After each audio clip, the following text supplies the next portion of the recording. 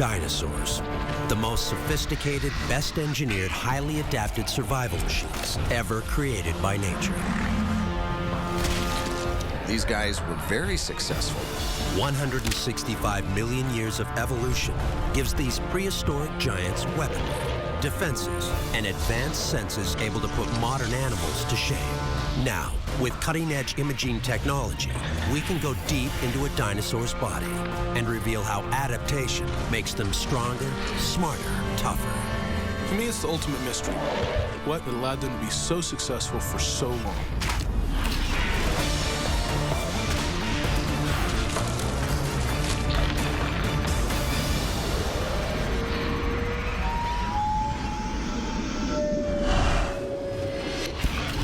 Dinosaurs are the planet's ultimate living creatures. They survived for over 165 million years. The key to that success are bodies well designed on the outside and precision engineered on the inside. Their advanced physiology comes down to one thing: adaptation, the result of both natural and sexual selection. Over more than 10 million generations, these giants continually improve, creating one better dinosaur after another. Natural selection is eliminating those animals that are not smart enough to do the job they need to do, eliminating the clumsy, and favoring those that have the brain power to accomplish these complicated tasks. Evolution means some species thrive, while others are driven to extinction. And in animals with such dangerous armaments, competition for survival can be deadly. Late spring, the Cretaceous period.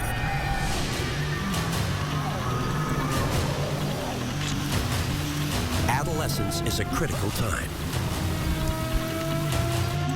Dinosaurs are preparing to mate. Some will succeed, others will fail. In Darwinian calculus, you can be the finest hunter in the land, and if you can't attract and hold on to a desirable mate with desirable genes, you're a loser. A loser whose genes are about to reach the end of the line. Mating is serious business with significant repercussions. A male looking at females, and a female looking at a male. What they're doing, without actually thinking it consciously, is evaluating the potential genes over there. Are your genes good ones? Well, your genes mixed with my genes make a really healthy, very competitive youngsters.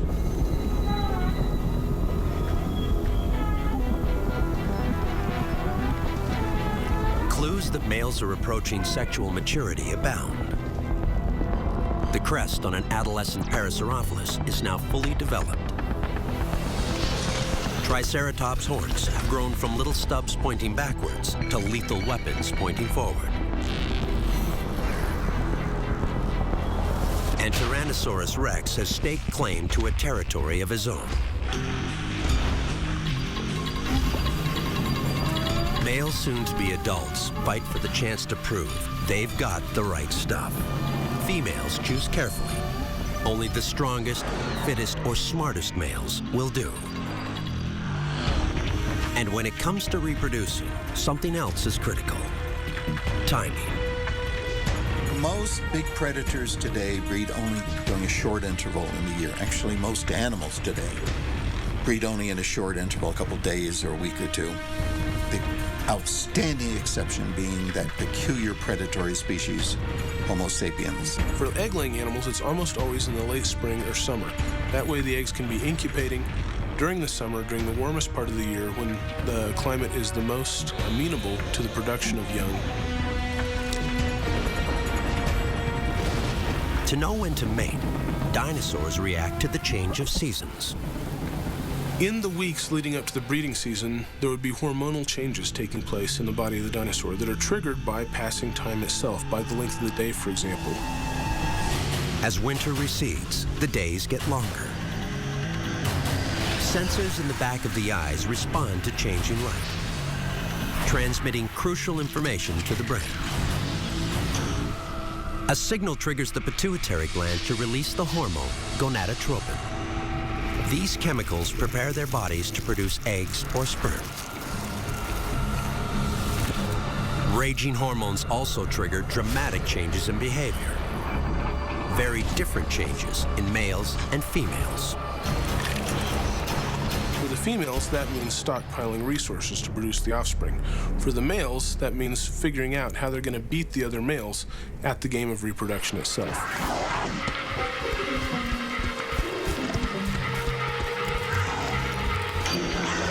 They're more alert, they're more visual, they're being more aggressive, there are more fights. You're getting a whole cascade of social complexity, which would be really fun to watch. With hormones racing through their veins, a carnivore's advanced killing tools become even more deadly. Between the ages of 15 and 18, the mortality rate for meat eaters like T-Rex increases fivefold. This is the age adolescent males begin to challenge older, more experienced males. Battles may start over a mate, but they can quickly devolve into a death match. There's going to be some threshold, some test that the male has to pass to get the privilege of mating with the female, get the privilege of reproducing. Fights break out over territory, bragging rights, and of course, to impress females. These clashes are shows of strength, meant to prove who has the best genes. Fortunately, most of the time, death to your opponent is not the goal. It's all about getting your genes into the next generation. Evolution tends to favor types of displays between members of the same species that are not necessarily lethal. That it becomes clear that the one who wins that match has something better than the other ones, a healthier pattern, a more vigorous display, hinting at a better internal condition, a more healthy condition. One of the things that seems to be true in the animal kingdom today is that when animals have extreme structures, they do use them as display boards, as advertising boards, especially during the breeding season. Weighing in at 6 tons, Triceratops are the street fighters of the Cretaceous. For this bruiser, the most powerful herbivore of all time, evolution means getting stronger, tougher, meaner. And those are exactly the traits females look for in males. Triceratops' bony frill forms a defensive shield. A strong one is a sign of strength and power, but maybe it advertises something else as well. The frill might have evolved as a defensive measure against predators. It might have evolved as a species recognition character. But there's no reason why it couldn't have been taken advantage of in the evolutionary process as a sexual billboard.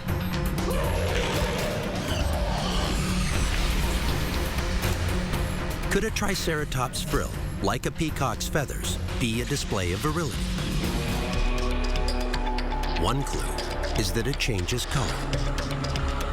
The bone that forms this shield is riddled with a meshwork of arteries and veins. In times of stress or excitement, hormones are released into the bloodstream. Arteries in the neck widen, and blood rushes to the frill, turning it blood red. It's a ritualized drama with one single goal. You're going to have to demonstrate to the females that they're the biggest and healthiest and perhaps smartest of the males, that they have earned the right to reproduce by proving themselves worthy. Earning the right to reproduce means earning the right to impact the future of your species. I suspect this whole dance had pretty much been choreographed through their lives, where they came in and then locked horns and started pushing. When bull meets bull, there could be potentially a long and prolonged fight, not just snorting, and they did snort, and pawing the ground. But thrusts and counter thrusts. Just kind of like an arm wrestle using their horns. For males, with horns 4 feet long, 6 tons of muscle, and a shield made of solid bone, competing for a mate is risky business. But for a female, creating the next generation takes hard work and facing life or death choices. Failure can mean bringing youngsters into a brutal world, a world where they simply don't stand a chance.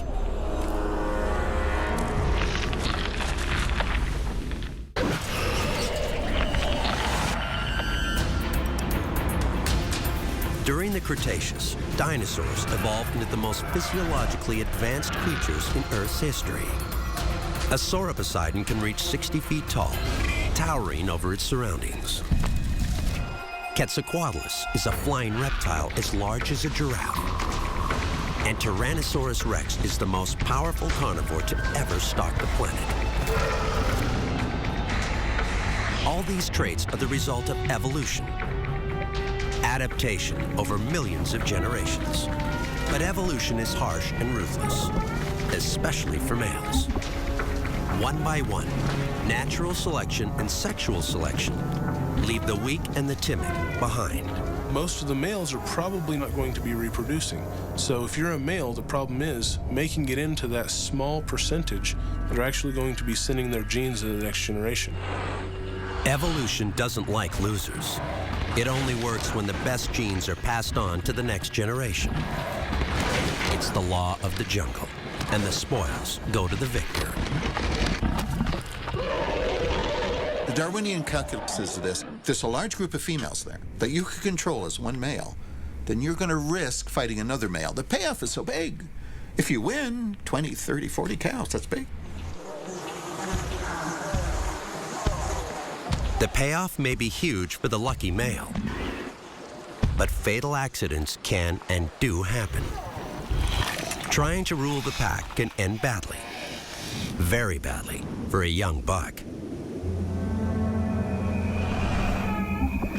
Females have their own concerns.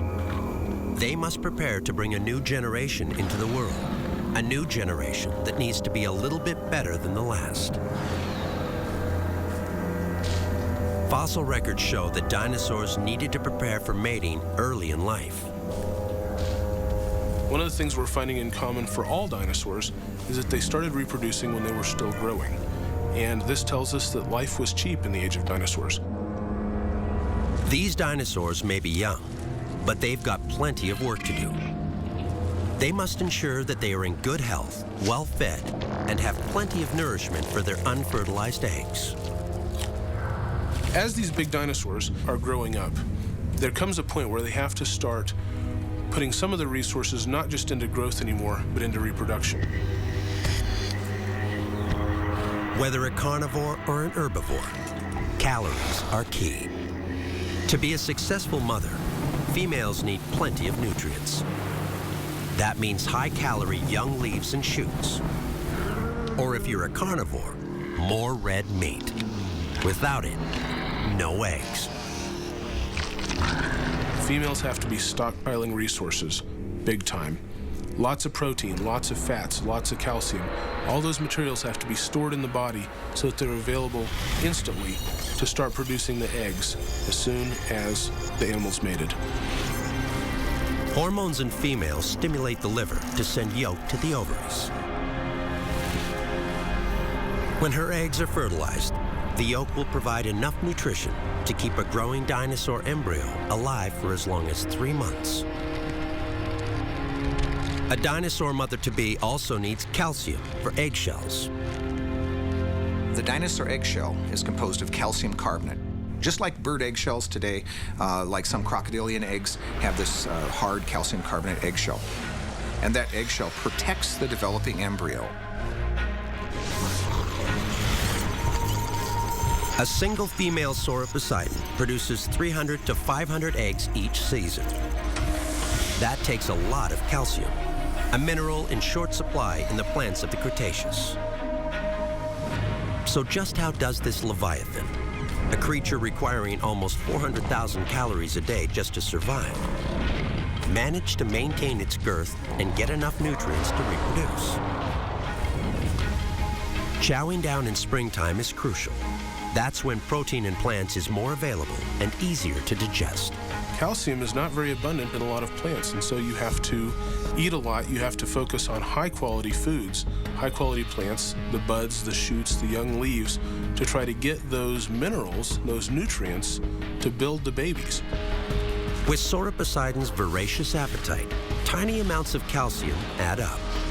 Bit by bit, it's all stored in her bones, specifically medullary bone.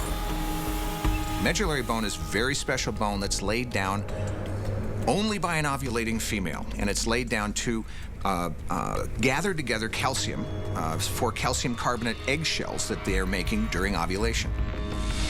Medullary is a layer of bone which lines the interior of leg bones. It has no structural purpose. Instead, it's a mobile store for calcium and other minerals required to make eggshells. Once stored in medullary bone, calcium and minerals can easily be broken down and sent to where it's needed.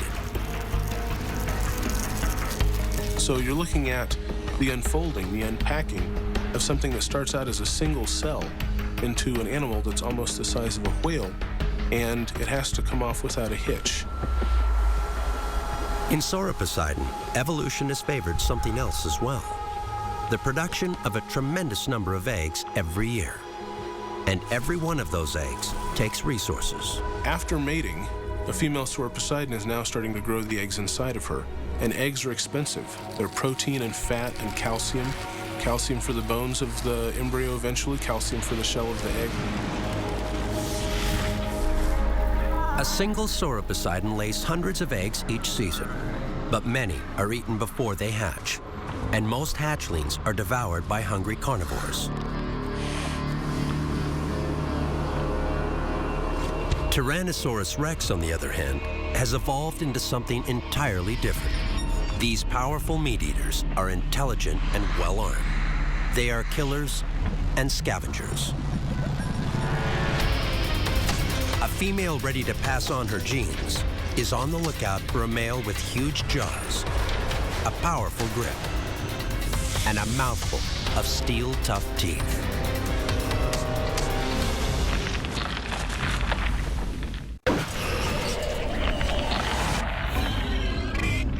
Sauroposeidon is an herbivore. The evolutionary strategy for this giant is to lay hundreds of eggs in the hope that maybe just one or two survive to adulthood. To build eggs and embryos, they must consume thousands of calories of vegetation. Tyrannosaurus rex is a carnivore. To produce eggs, it too needs nutrients, calcium and protein. But this female doesn't get calcium from munching on plants. She gets it by crunching bone.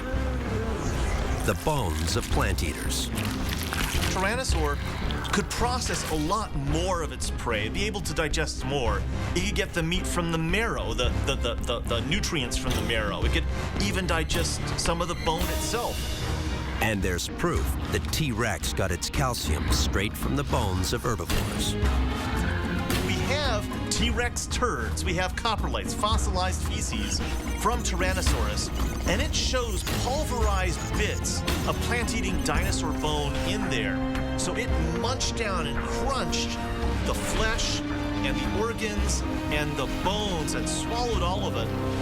And the bones made it out in digested form out the other end of the T-Rex. A female Tyrannosaurus rex needs to store the calcium she's building up. And like a Sauroposeidon, she'll store that calcium in her medullary bone. Staying strong is imperative for a female preparing to mate, especially since compared to a male, she has far fewer chances to get reproduction right. Females are born with a set number of eggs within them, so that they have only a set number of, I'd call them tickets to eternity, where males produce these by the millions every day. They produce more sperm. Females only have these few eggs, and they have to invest their time, their resources within their bodies in the development of these eggs. Evolution, too, has prepared for this difference between males and females.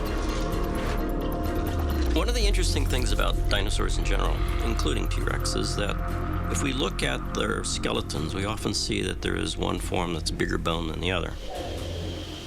It turns out that those really big ones, those really massive ones, the most scary ones of all, were female. For a female T-Rex, finding just the right male to deliver strong offspring, to pass on that one trait that just might give her young the edge they need, is not easy. Tyrannosaurus rex live a solitary existence, and just a handful roam a huge territory. The larger the animal, the smaller the population that the surrounding territory and surrounding animals can support. So, actually coming into contact, males and females coming into contact, might be a rare occurrence. There's little direct competition between males. For T-Rex, it's more about protecting your territory from intruders and tracking every female in your range. I think the sense of smell would allow a male or to know of an ovulating female probably miles away. A Tyrannosaurus rex is one of the largest, most powerful predators to ever walk on two legs. But a male hoping to mate must be cautious and keep his distance until he's sure the time is right. The choreography of courtship in T-Rex would have been interesting to watch. Let's say this is a stranger male attempting to insinuate himself with a female. They're eyeing him with Darwinian calculus. Is this the type of male whose genes we want mixed with our genes to make the next generation? A T-Rex is not just huge and vicious, it's also smart. Courtship, no doubt, followed a strict set of rules. And the female has to perceive the right signals from the male. So they might, in time, over a span of several days, weeks, start looking for one another. Let's court, let's get together. I don't know, maybe dinner and a movie. For a male T-Rex, when it comes to impressing a female, there's another problem. The female T-Rex has much the same shape as the male, was 10, 20, 30% bigger, which means stronger, which means one-on-one, the female's going to win every time. A lone male trying to attract a female is definitely taking his chances. Correctly reading cues from the opposite sex may make the difference between life and death. Yeah, if we think about the males being, only 2/3 the weight of a female, the size of a female, if there's going to be any kind of an argument, the female's going to win. This size difference is true with most dinosaurs. But in the case of T-Rex, it's extreme. The risk would be if you really make her angry, she might eat you for lunch. Even for a male who's made it this far, about to be rewarded with his prize, this one final challenge can be deadly. Now he's in the danger zone. He's within the killing zone. If the females reject him there, they can bite his head off. And that's the end of him in terms of Darwinian calculus.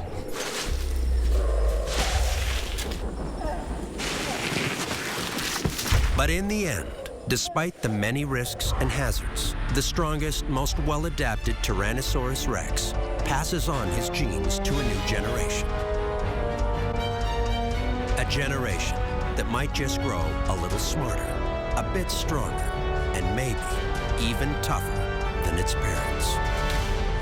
For males, only the strongest or smartest win the right to their prize, and only their traits will be passed on.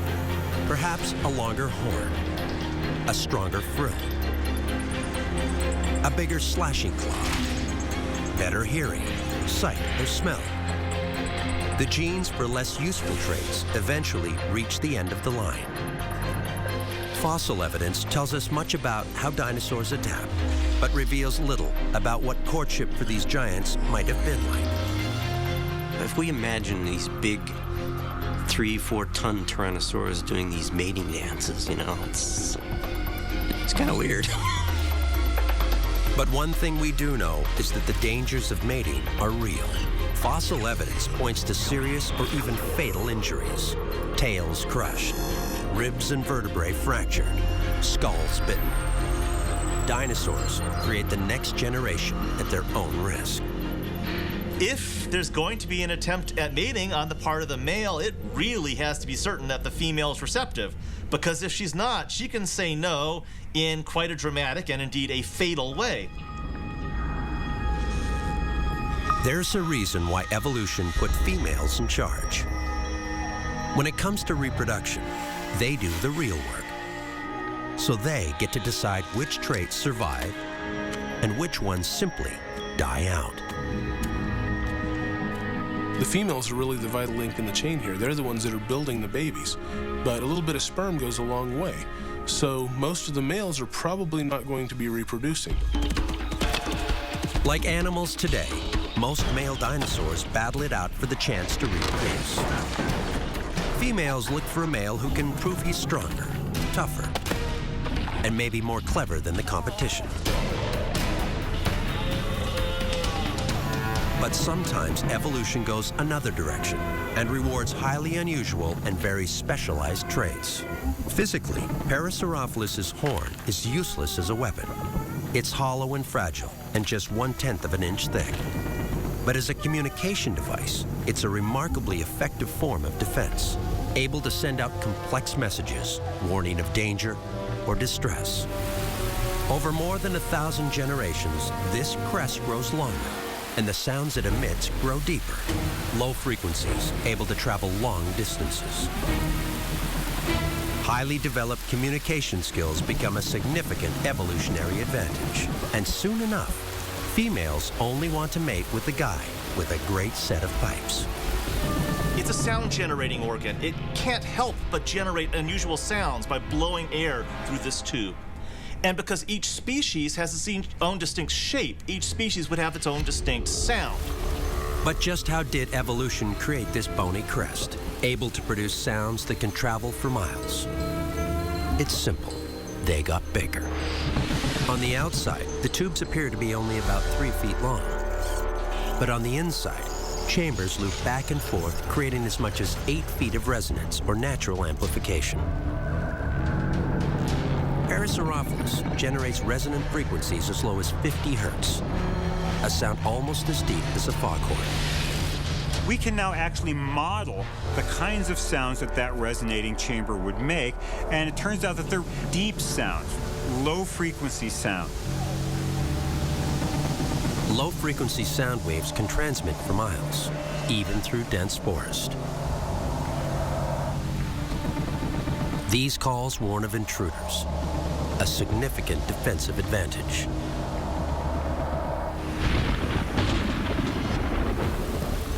But just how did evolution create a bony crest able to produce sounds that can travel for miles? The answer is simple. For a Parasaurolophus, the traits that make survival in a savage world possible soon enough become the very same traits that attract a mate. For a healthy male, a communication device doubles as the perfect tool for wooing the opposite sex. This trombone-like structure growing out of the back of the head was used for making dinosaur music during courtship. The males would be calling during the breeding season, attempting to influence multiple females. And the females are calling to challenge the males to prove themselves, because the fundamental fact of courtship is that males lie and females are skeptical. So the skeptical females force the male to go through more and more hoops and loops and hoots to persuade the female to mate. It's called sexual selection. And like natural selection, it means that females choose traits in males that make survival of their offspring more likely. Multiply those choices over thousands of generations, and suddenly, Deinonychus's slashing claw gets sharper, faster, and more lethal. Triceratops' horn gets longer, and its shield grows tougher. And Parasaurolophus' crest becomes more advanced, and their communication skills better and better.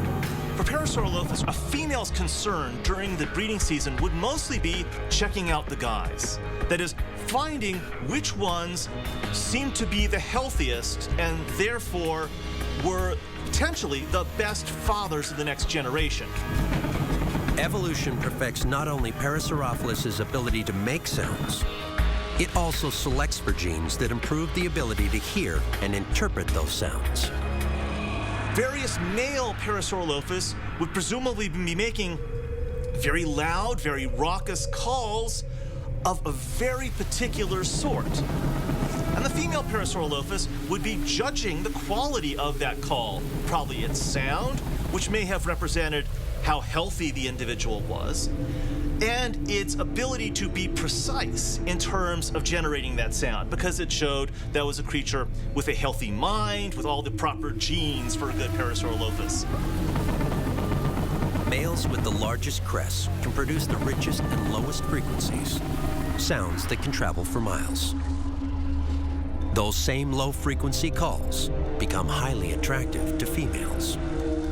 We would have different Parasaurolophus competing with each other with these sound calls, and the females probably calling on occasion to say, "Hey, baby, that sounds really good. You're the one for me." For Parasaurolophus, genetic modifications over time give them the tools both to pick up and emit low-frequency sounds. In fact, over time, they evolved the ability to send and receive extremely low-frequency vibrations called infrasound. Each species seems to have had its own note or series of notes.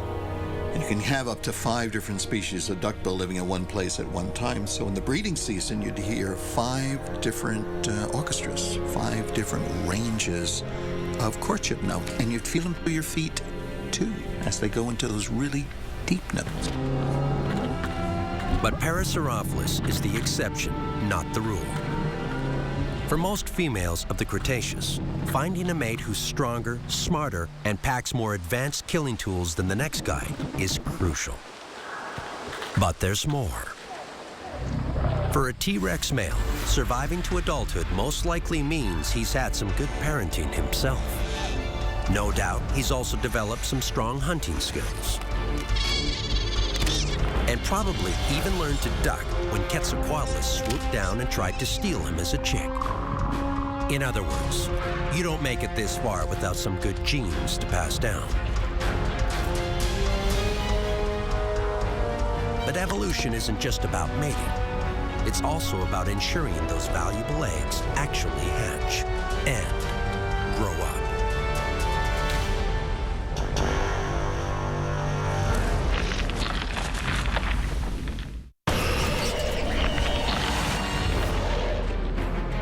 The prehistoric world of the Cretaceous. Here roam creatures from the outrageously large to the outlandishly terrifying and the incredibly bizarre. But every dinosaur, no matter how radical, is hatched from an egg. And like the well-engineered bodies they will eventually grow into, evolution has created some of the most advanced eggs history has ever seen. An egg is like a space capsule. Everything that the embryo is going to need is pretty much in there.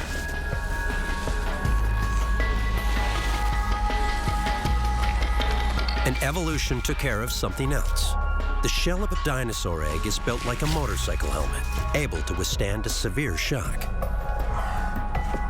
And then, for even more protection, there's the albumen, or egg white. The egg white is kind of a gel and has multiple functions. One is to keep the embryo that's developing moist, but also acts as a shock absorber, because if the egg gets jarred, you don't want to kill the embryo that's developing by a sudden shock.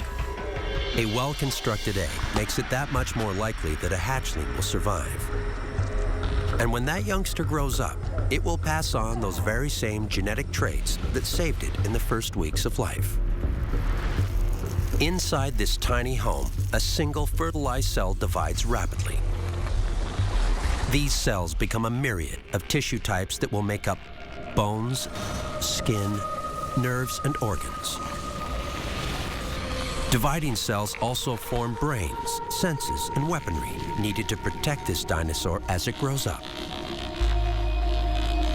At this embryonic stage, tiny genetic differences, changes that might only affect 1 in a billion traits, make the difference between a hatchling that survives and one that's chomped, stepped on, or even starves to death.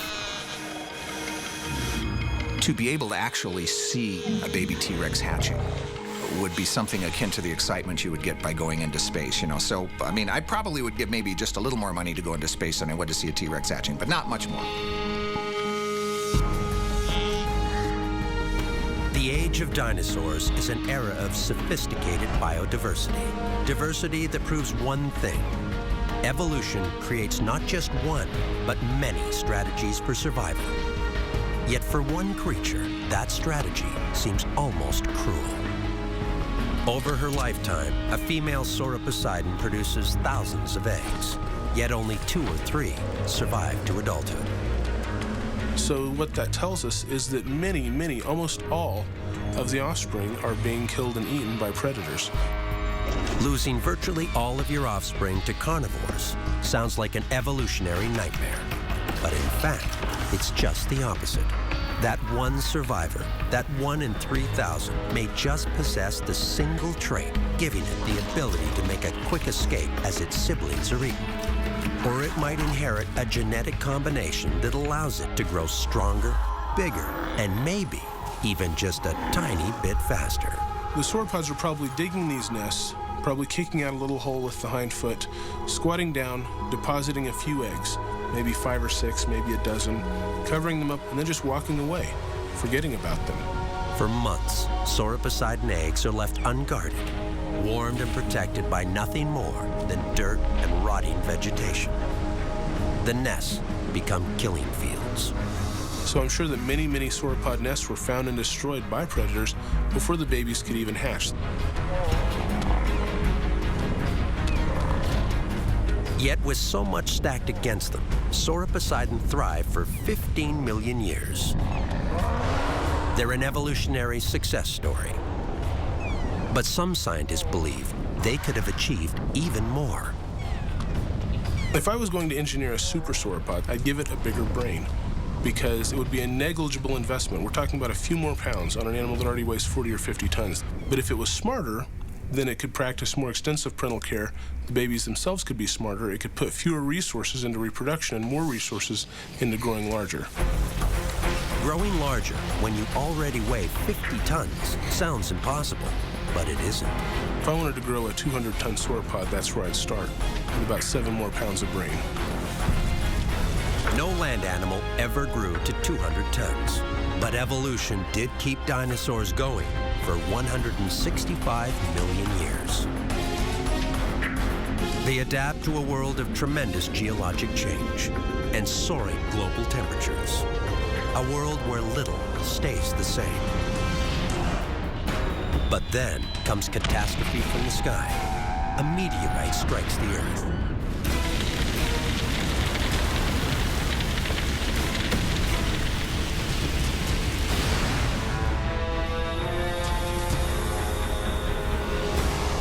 After the great dinosaur die-off, these huge and magnificent creatures seemingly cease to exist.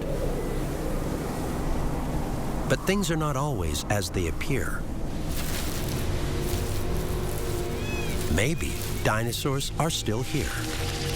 Maybe they're still all around us. It turns out clues are everywhere. A Sauroposeidon could raise its massive head over 60 feet into the air. But this was only possible because their neck bones were so light, almost 85% hollow. The neck vertebrae of Sauroposeidon are 4.5 feet long, but they were almost all air. A T-Rex grew to 7 tons in weight, as big as a killer whale. Yet like Sauroposeidon, its bones were honeycombed with empty spaces. And there's another clue. The lungs of Deinonychus, T-Rex and Sauropusite are designed like those of a living thing we see all around us every day. We look at the respiratory system, it's not like those of mammals at all. It's like something much smaller, much more delicate, like birds. Graceful, soaring on the breeze. One of the best adapted and most common creatures to inhabit the Earth. Birds are almost certainly descended from the mighty dinosaur. Everybody knows that birds have hollow bones, and a lot of people think that's an adaptation for flight. What not a lot of people realize is that birds inherited their hollow, air-filled bones from their dinosaurian ancestors. All around the world, birds, like dinosaurs, fill just about every niche in every environment, from the rainforest to the mountains to the seacoast. An ostrich at 9 feet tall and over 300 pounds is the largest modern bird. That may pale in comparison to a Tyrannosaurus rex or the giant Sauropusite. But the biodesigns, which give birds their ability to get up in the air, to maneuver in flight, and to reproduce, are clearly found in dinosaurs. Genetic traits that once allowed dinosaurs to grow to mammoth proportions or survive in a world of brutal killers. Features honed by 165 million years of evolution simply never went away. Tools that once served dinosaurs so well have adapted to serve new functions in modern birds. Dinosaurs used hollow bones to grow very large. Birds used them to save weight. Dinosaurs used air sacs to move air along their massive necks. Birds use air sacs to stay aloft for long periods. It turns out that in many ways, the only difference between dinosaurs and birds is scale. And there's even evidence that many terrestrial dinosaurs nearly had what it takes to fly.